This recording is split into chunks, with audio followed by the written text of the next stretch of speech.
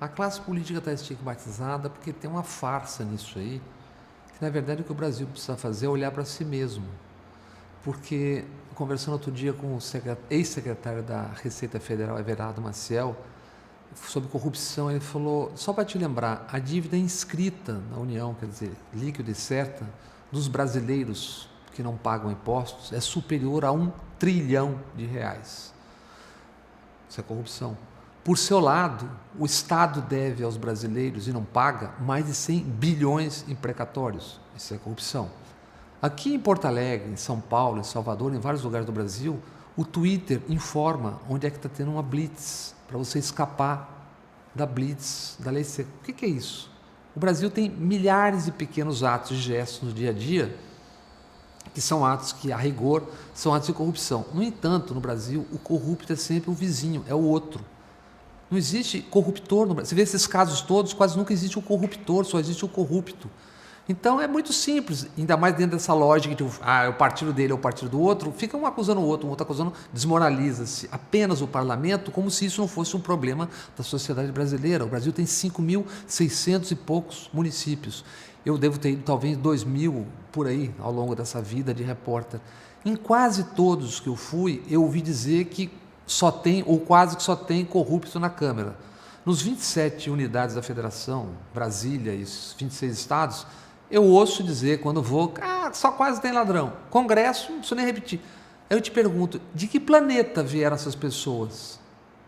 E a gente não ouve falar o mesmo sobre grandes porções do judiciário? Vieram de Marte, de Júpiter. As pessoas que ocupam essas posições vieram de onde?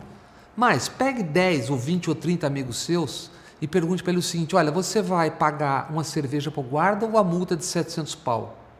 Quantos vão pagar a multa? Dê um mandato parlamentar para esse cidadão, uma posição no Estado, você acha que ele vai fazer o quê? Então, o que falta, na verdade, é o Brasil discutir a si mesmo e parar com essa farsa de que uma calçada é toda limpinha, outra calçada é toda sujinha. É isso, acho que é um problema a política, mas a política é o nosso salvo-conduto, quer dizer, os políticos, quando as pessoas falam os políticos, mas que os políticos, cara? Quem são os políticos? Somos nós que eventualmente estamos com um mandato parlamentar. Tem alguns limpos e tem muitos sujos. Isso vale para o jornalismo, isso vale para o cinema, para a fotografia, para o banco, vale para tudo.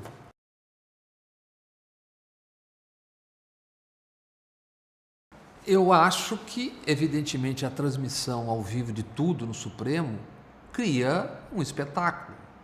E se você cria um espetáculo, quem está ali, evidentemente, em algum momento vai estar atuando como um ator. Isso move um pouco as coisas.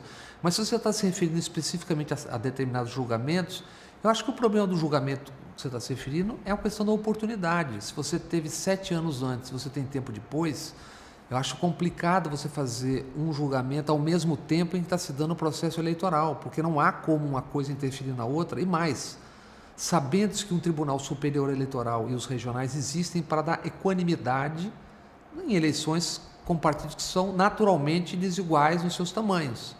Quando você transmite um julgamento durante 2 meses, é evidente que aquilo ali será um complemento dos telejornais da noite durante 2 meses. Isso tem uma função óbvia e claramente política. Então, como é que um tribunal trabalhou para que isso acontecesse exatamente naquela época? Porque você acha que é coincidência acontecendo naquela mesma época? É coincidência as penas e as condenações acontecerem 72 horas antes das eleições? É óbvio que isso não é coincidência. Não existe coincidência nenhuma, isso é política. A decisão técnica está correta? Provavelmente está correta, mas o problema é a politização excessiva daquilo. Claramente falando, esse é o problema. A farsa não está no julgamento, na decisão. Está no fazer de conta que isso não é política, fazer de conta que não teve nada se movendo para que aquilo acontecesse naquela época. Assim como estará se não vier a acontecer mais coisa, mais julgamento em relação a tudo. Então, você está me perguntando se acho conveniente. Acho que a transmissão de tudo ao vivo é complicada para quem faz. O problema está em os bastidores do que foi. E as histórias são deliciosas, o julgamento, né, não virem a público como deveriam vir. Isso é que é o problema.